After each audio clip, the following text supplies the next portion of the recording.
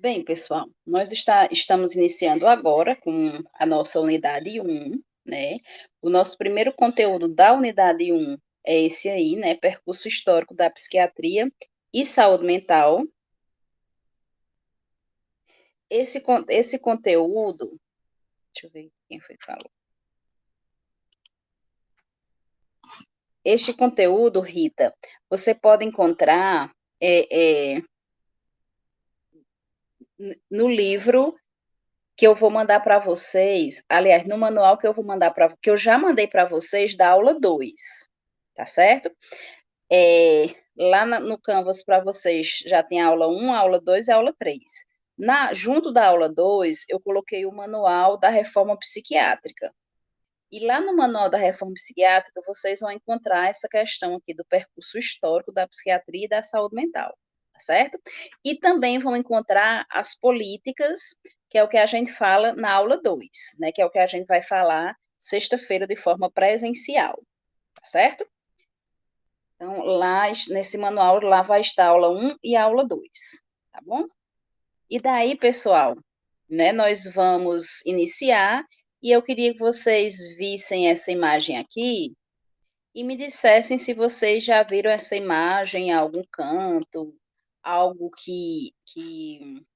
é, alguma imagem parecida com relação a essa, certo? Pode estar pequenininho aí, mas quando vocês, né, forem estudar lá nos slides, vocês puderam ver, né, essa imagem de cima, né, são vários leitos, né, várias camas aí, juntas umas das outras, tá certo?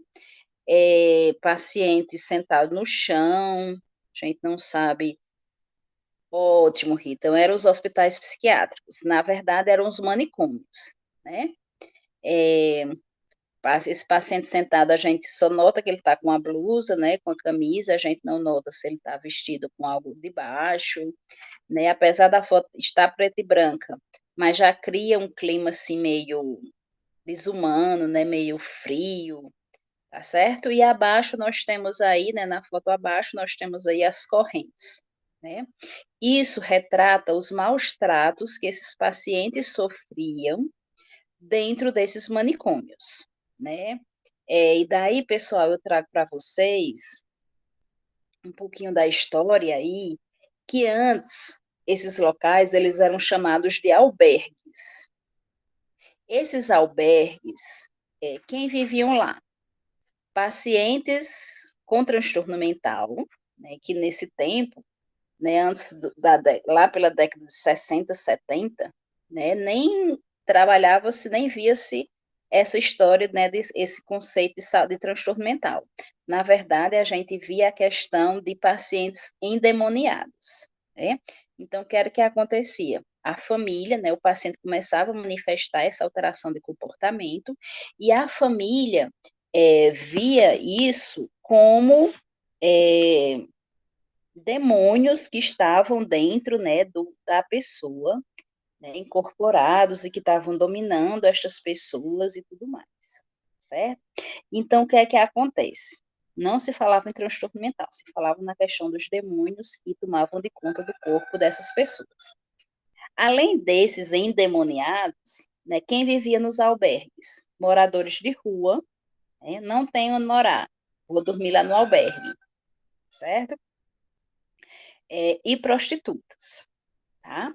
Então, prostitutas que já viviam realmente na rua também e que também não tinham onde morar, vamos lá para os albergues. Então, vocês veem a questão de que não existia nada humano, porque não existia nada no sentido de busca de saúde, né? E daí, com um pouco de tentativas, certo? Esses albergues passaram a se chamar manicômios, certo? E daí, esses manicômios, vamos fazer o quê? Vamos retirar os moradores de rua, vamos retirar as prostitutas e vamos deixar só os pacientes endemoniados, só as pessoas endemoniadas. E daí, ele recebeu o nome de manicômios. E existia aí esses maus tratos, certo? Então, muitas vezes, pessoas até que nem tinham doença, né, mas que para a família era mais, digamos assim, viável que eles estivessem nesses locais, né, através da que a gente vai ver mais na frente, a mercantilização da loucura, né, famílias, né, de muitas riquezas, né, então muitas vezes para o filho era mais garantias da fortuna, da riqueza, se o pai tivesse é, é, diagnosticado, né, condenado a esta loucura, né? Então aí os filhos iam tomar posse, né, já disso aí de forma antecipada, certo? Então isso a gente chamava de mercantilização da loucura. Muitas pessoas que eram sãs estavam nesses manicômios justamente porque pagavam, né, e a gente sabe que há muito tempo já vivemos nesse capitalismo e daí eles recebiam, davam o título, né, o rótulo, né, de louco mesmo, e eles ficavam nos manicômios. Então, não existia um tratamento, certo? E daí era um processo totalmente desumano. Então, foi que aconteceu. Aconteceu essa imagem aqui que vocês estão vendo. Bom, as pessoas, algumas pessoas da sociedade, alguns profissionais de saúde e alguns familiares que viam os maus tratos dentro desses manicômios, eles começaram a se manifestar. Eles já eram condenados pela sociedade, já eram pessoas condenadas da sociedade. Então, por que viver tão desumanamente? Por que serem tratados de forma desumana? Tá? Então, começou-se a protestos nas ruas, esses protestos começou lá na Itália, e daí veio se propagando pelo mundo inteiro, né? Chegando aqui no Brasil, né? E continuou essas manifestações, tá? É, esses, esses movimentos, certo? São os movimentos, é considerado MTSM, Movimento dos Trabalhadores de Saúde Mental.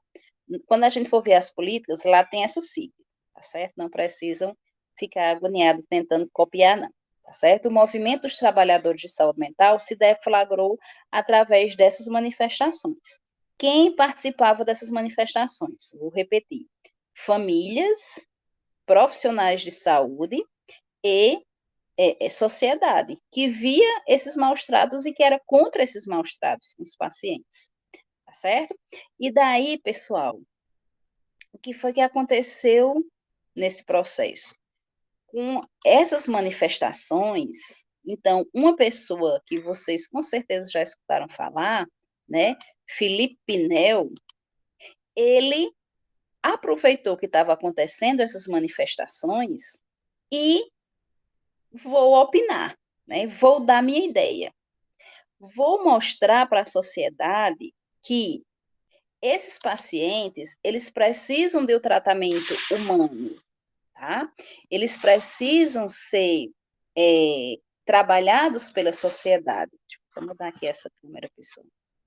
Eles precisam ser trabalhados pela sociedade. Eles precisam de um tratamento humanitário. Tá? Então, na visão de Felipe Pinel era, vou aproveitar essas manifestações e vou mostrar o processo, o tratamento humanitário, certo? E para isso, pessoal, para os psiquiatras, né, que estavam lá fazendo esse trabalho, esse tratamento desumano, Felipe Pinel foi totalmente contraditório, né? Felipe Pinel era um louco, certo? Isso para os profissionais que tratavam de forma desumana. É por isso que, se vocês procurarem aí no Google, né, a biografia de Felipe Pinel, lá vai estar que Pinel foi o louco dos loucos. Tá? Quem foi o louco dos loucos? Felipe Pinel, certo? Porque tratar pacientes endemoniados com transtornos mentais de forma humana, isso ninguém conseguia, certo? Aí, pessoal, existe até um filme, não sei se algum de vocês já assistiu, que se chama Nice. É um filme brasileiro, é ótimo. Antes ele estava na Netflix, certo? Mas parece que agora ele saiu da Netflix, mas tem no YouTube, né? Então, nisso, pessoal, era uma.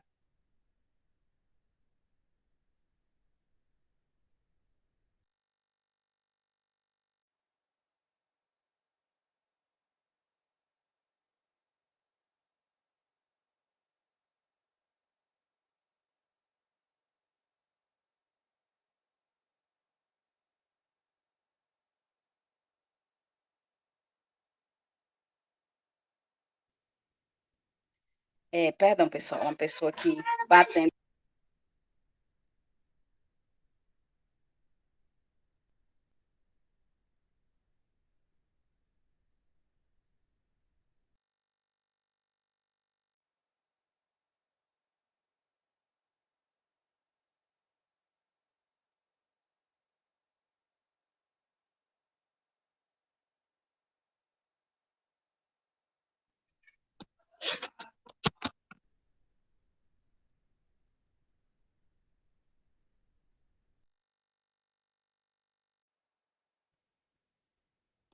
E daí, pessoal, né? Então, Felipe Nel, né, que foi considerado o louco dos loucos, sim, eu estava falando Nice, né? Então, Nice, pessoal, é um filme brasileiro, né, que é protagonizado por Glória Pires, certo? E lá ela chega, ela é uma médica psiquiatra, e lá ela chega num hospital psiquiátrico, né, num manicômio, tá? E lá existe aqueles psiquiatras que faziam esse processo desumano, tá certo? E devido a ela trabalhar de forma diferente, ela ter um olhar diferente, então o que é que aconteceu? Ela começou a ser mal vista pelos colegas. Por quê? Porque ela trouxe o trabalho lúdico para dentro do manicômio. Ela trouxe o trabalho manual, ela trouxe para que os pacientes desenvolvessem as habilidades deles, que é isso que a gente faz hoje, né, dentro dos CAPs. É mostrar que o paciente com transtorno mental, ele tem habilidades, e essas habilidades devem ser exploradas pela sociedade, devem ser exploradas pela família. Isso faz parte do tratamento, isso é saudável para o paciente, tá certo? Então, foi isso que Nice quis mostrar lá para os colegas, né, psiquiatras, e ela começou a ser mal vista por isso. Mas lá no filme, né, quem tiver curiosidade de assistir, vocês vão ver, assim, quanto esses pacientes melhoram com essa forma de tratamento aí de Nice, tá certo? É, e daí Felipe Nel, né, trouxe a influência das teorias do comportamento, certo? Ele mostrou, né, de forma científica que os transtornos mentais eram alterações de comportamento, certo? Não era nada de demônios incorporados em ninguém, né? Não existia essa questão demoníaca, existia na realidade alterações de comportamento, tá certo? Ele trouxe alguns conceitos, como a questão da esquizofrenia, tá? A esquizofrenia é um tipo de transtorno mental, certo? E, assim, por muito tempo, né, a esquizofrenia, ela ficou sendo como o pior dos transtornos mentais, por quê? Porque a esquizofrenia, paciente com esquizofrenia, ele apresenta alucinações, tá? Que ele escuta vozes, que ele vê pessoas, tá? Vê coisas, vê objetos se movendo e tudo mais. Então, a gente vai aprender, né, esquizofrenia lá nos transtornos, mas assim, para a sociedade, um paciente esquizofrênico, ele era os mais, né, doentes, tá? Ele era a pessoa mais louca por escutar vozes e por ver aquilo que ninguém via, que as pessoas normais não viam, certo? Ele trouxe o conceito de inconsciência, e devido à inconsciência, trouxe a questão da hipnose, tá? E quando mais na frente a gente for ver Freud, nós vamos trabalhar esse processo de inconsciência, certo? Que na realidade são pensamentos, são memórias, né, reprimidas, são informações que estavam no nosso consciente e foram para o inconsciente, certo?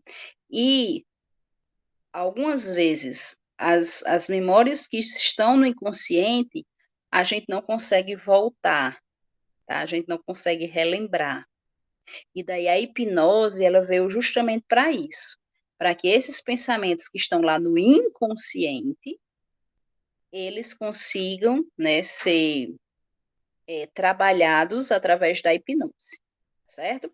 E Felipe Pinel, né, ele dividiu os pacientes com transtorno mental em dois tipos, os degenerados e os não degenerados.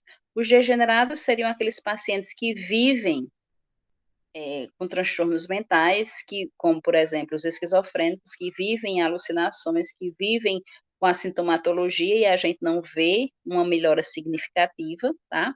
E os não degenerados seriam aqueles que a gente vê uma melhora, certo? São pacientes que conseguem estar em estado de manutenção e estabilidade. Tranquilo?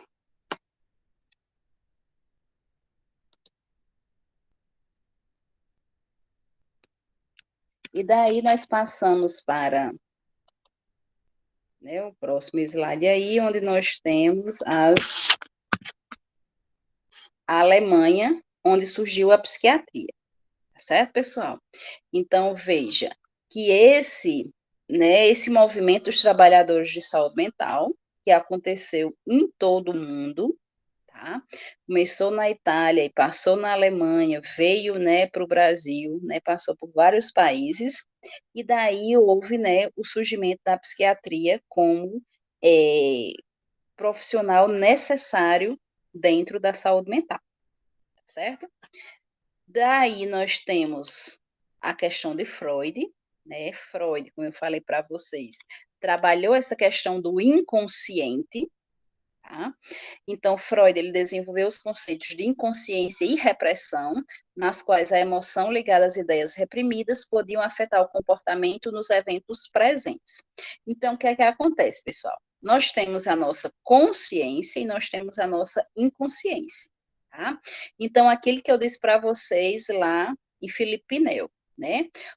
Muitas informações que estão lá no nosso inconsciente a gente não consegue entender, a gente não consegue trazer de volta.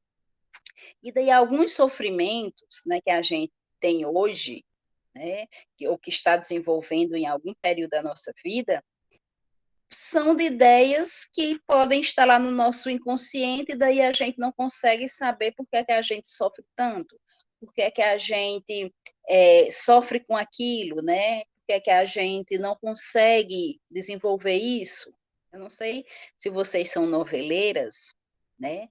Mas existiu uma novela que foi até a atriz principal, ela foi trancada no manicômio, né? Ela era boa, né? Mas foi trancada no manicômio e daí, quando ela saiu, foi se vingar de várias pessoas, o policial, o juiz, não sei se vocês assistiram, não me recordo o nome dessa novela. E lá tinha uma menina que foi molestada pelo padrasto. Ela sofreu violência sexual, né, quando criança, tá? E, né, cresceu convivendo com o padrasto, né, e a mãe, e quando, né, adulta, ela se casou. Só que ela não conseguia ter relações, né, com o esposo, certo? Quando ele tocava, então ela sofria com isso, ela não conseguia, tá? E daí, através de um processo de hipnose, ela conseguiu descobrir que, quando criança, tinha sido molestada pelo padrasto, certo? Então, assim, esse sofrimento, quando ela sofria, né, estava no consciente dela, só que com o passar do tempo, esses pensamentos, né, foram para o inconsciente, certo? E ficaram lá reprimidos, tá? E ela não sabia explicar o porquê que sofria com isso, tá? Que sofria e não conseguia ter relações com o esposo, certo? E através da hipnose ela conseguiu lembrar aí de quando estava sendo violentada aí pelo padrasto, certo? Então, Freud trouxe isso para nós, mas na frente nós vamos ter uma aula sobre memória, tá? E nós vamos rever essa questão aí de Freud, tá bom? Aqui no Brasil nós tivemos, né, o isolamento dos psicopatas. Em 1980 começou-se a reforma psiquiátrica. Aí, pessoal, eu chamo a atenção de vocês que até hoje nós vivenciamos o processo de reforma psiquiátrica. Por quê? Porque eu não sei se vocês, né, já se atentaram, talvez, né, alguns de vocês são técnicas, né? E talvez quem já trabalha tenha se atentado mais ainda, que nós estamos aí com o processo de fechamento dos hospitais psiquiátricos, tá? Aqui para nós tínhamos um hospital psiquiátrico de referência, que era o Santa Teresa, lá no Cariri, tá certo? No Crato, e daí houve, né, ele foi fechado, certo?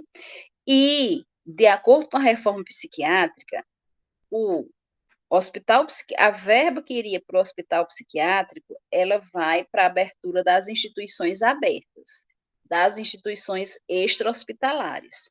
Que instituições extra-hospitalares são essas? A criação de CAPs, né? Por isso que na maioria das cidades nós temos CAPs, tá?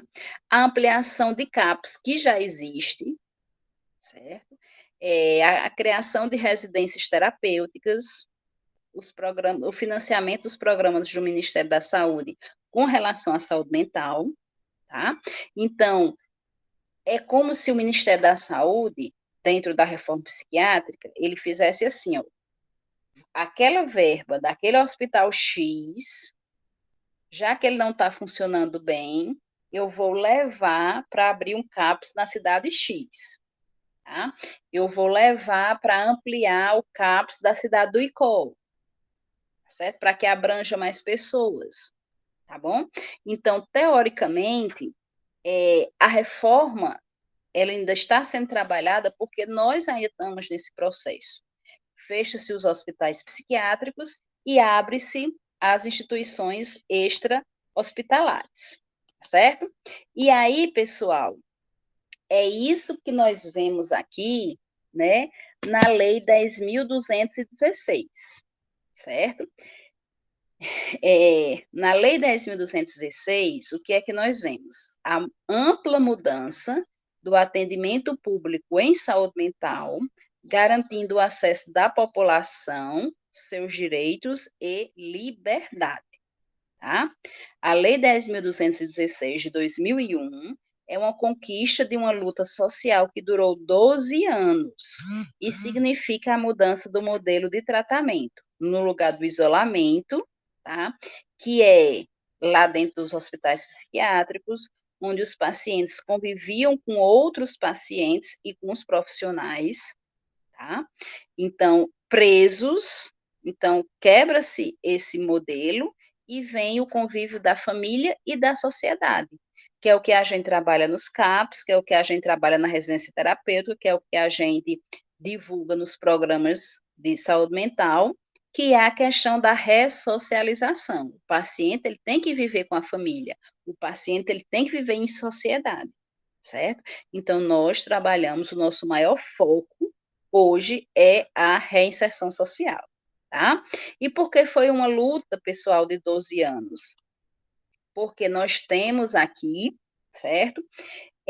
Essa lei, ela na realidade, ela foi criada por uma pessoa que a gente chama de Paulo Delgado.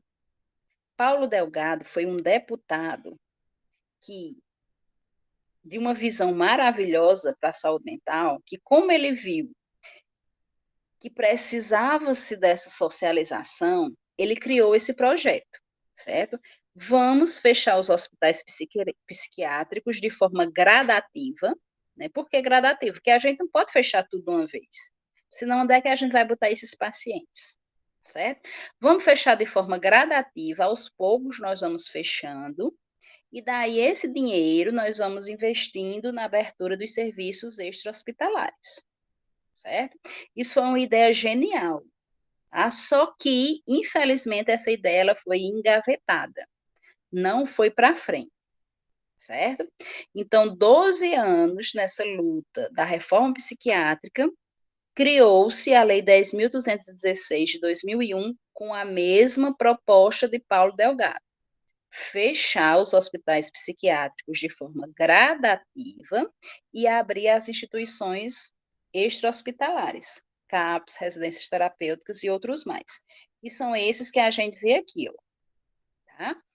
O tratamento é feito nos CAPS, residências terapêuticas, e as internações, quando necessárias, são feitas em hospitais gerais ou nos CAPS de grande porte, que vão sendo progressivamente substituídos, certo? Então, foi isso que a Lei 10.216 trouxe para nós, tá? A abertura dessa instituição, né, extra-hospitalar, né, do convívio com a sociedade, do convívio com a família, da reinserção social, certo?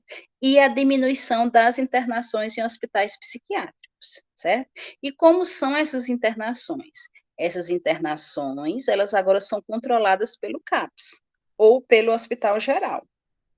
Então, por exemplo, o paciente que precisa ir para um hospital psiquiátrico, antes, ele tem que passar no CAPS, ele tem que tentar ser trabalhado no CAPS, tá certo? Caso o CAPS não consiga, aí encaminha esse paciente, né, referencia esse paciente para o hospital psiquiátrico, certo?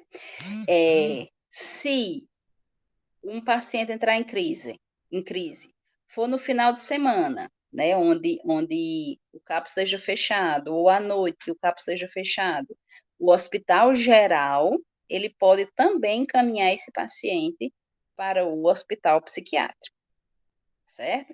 Então, as internações agora, elas são bem menores quando na cidade tem um CAPS, tá bom? As internações em hospitais psiquiátricos.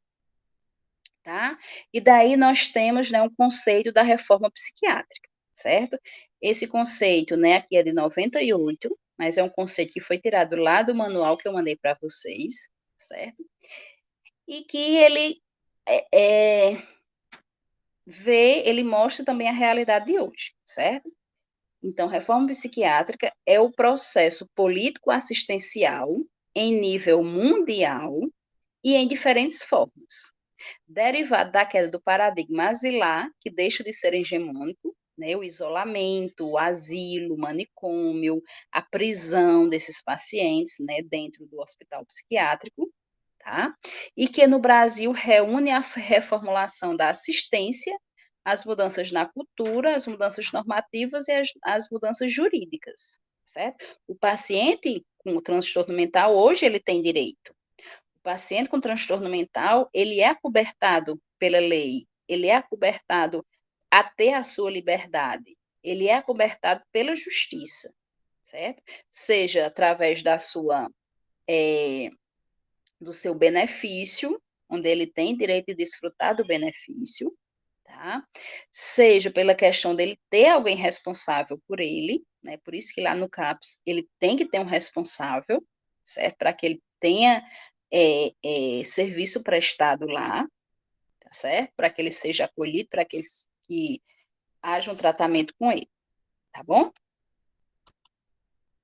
E daí, né, aqui fala, esse slide fala em Paulo Delgado, certo? Em decorrência de todo o movimento político que discutia, né, o modelo no qual estava inserido a saúde mental, surge no plano jurídico o projeto do deputado Paulo Delgado como substitutivo, certo? Então, o que é que dizia, né, o projeto de Paulo Delgado e o que é que diz a Lei 10.216, né? Que é a mesma coisa aí, dispõe sobre a extinção progressiva dos manicômios e sua substituição por outros recursos assistenciais e regulamenta a internação compulsória.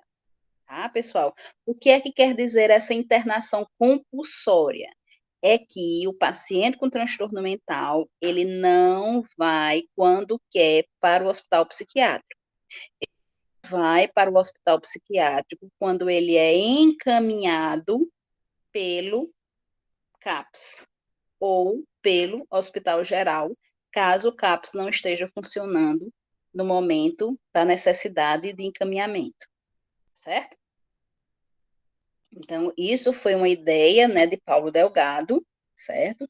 Que foi engavetada, repito para vocês, ela foi engavetada, ela não foi para frente, tá certo?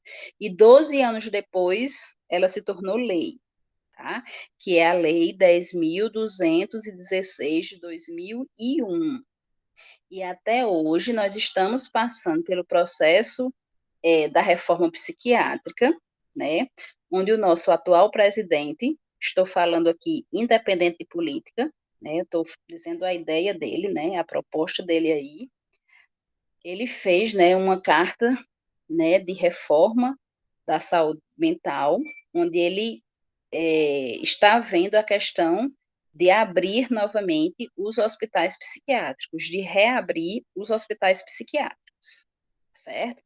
Então, ele realmente quer que seja investido financeiramente, né, dentro dos hospitais psiquiátricos, certo? Então, por isso que eu repito para vocês, a reforma psiquiátrica nós ainda estamos vivenciando até hoje, tá? E lá dentro da reforma psiquiátrica nós temos dois processos, que é o processo de desinstitucionalização, que é esse que vocês estão vendo aí, tá? E o processo substitutivo. O processo de desinstitucionalização nada mais é do que a Lei 10.216, que é o fechamento dos hospitais psiquiátricos e a abertura dos novos serviços, CAPS, NAPS, residência terapêutica e programas do Ministério, tá certo? Esse é o processo de desinstitucionalização, tranquilo? A desinstitucionalização procura preservar a subjetividade do cliente, sua história de vida, suas relações interpessoais, estabelecendo formas de tratamento em serviços abertos, criativos e maleáveis, que atendam individualmente às suas necessidades e que o sustentem no meio social, certo? Então é isso. É levar o paciente de forma à sociedade. E o CAPS, pessoal, ele precisa ser maleável, ele precisa ser criativo. Por quê? Porque o paciente não fica lá sem fazer nada, não, certo? O paciente, ele tem que ser trabalhado. Então, por isso que lá existem vários profissionais, artesão, psicopedagogo, fisioterapeuta, o próprio enfermeiro, né? Tem que estar fazendo oficinas com esses pacientes, tem que estar trabalhando com esses pacientes, tá certo? Então, o paciente não vai ficar lá ocioso sem fazer nada, não, tá? Nós da enfermagem não vamos só cuidar da medicação, não. Nós temos que trabalhar com esse paciente, nós temos que estar observando esse paciente, ok? E daí, nós temos o processo substitutivo. Aí, pessoal, esse processo substitutivo, né, ele também está dentro da reforma psiquiátrica, por quê? Certo? Porque ele substitui o modelo hospitalocêntrico, centrado na doença e na exclusão social, intramuros, isolamento, né? E traz para o paciente o quê? O convívio com a sociedade, o convívio com a família. E para isso, esse modelo substitutivo, ele trabalha dois personagens. Quem são esses dois personagens? Os profissionais, nós profissionais, e a família, tá? Por que os profissionais? Porque os profissionais eles têm que entender, certo? Que aquela sintomatologia, que aquele comportamento daquele paciente, que aquela característica daquele paciente faz parte do transtorno mental, tá? E nós vemos ainda muitos profissionais que trabalham lá no CAPS dizendo que o paciente está inventando aquilo, tá? Mesmo que ele esteja inventando, mas a gente tem que saber que aquela característica de inventar, né, que a gente chama de simular, faz parte do transtorno mental que esse paciente foi diagnosticado, certo? Por isso que a gente tem que entender, nós da enfermagem precisamos observar o paciente para que a gente entenda o que faz parte da sintomatologia dele, tá? O que mudou no comportamento daquele paciente. Outra coisa, profissionais da rede de saúde do município, ele tem que entender que pacientes com transtorno mental não é só paciente de CAPS, ele é paciente da rede do município, certo? Então, ele tem que entender que paciente com transtorno mental, ele pode ser hipertenso, ele pode ser diabético, ele pode ter uma diarreia, ele pode ter uma cefaleia, tá? Ele pode ter um problema cardíaco, certo? E por isso precisa ser tratado dentro do posto de saúde, precisa ser acompanhado também pelo posto de saúde. Porque nós temos colegas profissionais que, é paciente do CAPS, vai para o CAPS. Certo? Mas ele não está com problema mental agora, ele não está com sintoma, com queixa mental. A queixa dele é de cefaleia, tá? Então vamos ver o que é que esse paciente tem, vamos assisti-lo, vamos cuidar, né? Vamos conversar com ele. O profissional tem que ver que o paciente é da rede, certo? E tem colegas nossos que, não, é do CAPS, manda para o CAPS, tá? É transtorno mental, manda para o CAPS. Mas não é problema mental, mas manda para o CAPS. Ele não é paciente de lá, certo? E isso nós também precisamos desmistificar, tá? E, pessoal, para encerrar, né, nós temos aí a família, certo? Como eu disse a vocês, a família, ela precisa ser assistida, ela precisa, como diz aqui, assumir o seu papel de responsável pelo paciente. Porque nós temos famílias também que há muito tempo que o paciente já está lá no hospital psiquiátrico. Mas agora o hospital psiquiátrico fechou. E esse paciente ele tem que voltar para a família, tá? A família tem que aceitar, a família tem que abraçar e a família tem que dar, né, que acompanhar esse paciente no tratamento ao CAPS. Certo? Então, vamos trabalhar, pessoal, nós profissionais, com relação a essa aceitação, a esse novo modelo da reforma psiquiátrica, a esse novo modelo de tratar o paciente, certo? De acolher o paciente com transtorno mental, e também vamos acolher e mostrar à família que ela é responsável, que ela é a maior responsável. Nós somos co-responsáveis, tá certo? Tranquilo aí, pessoal?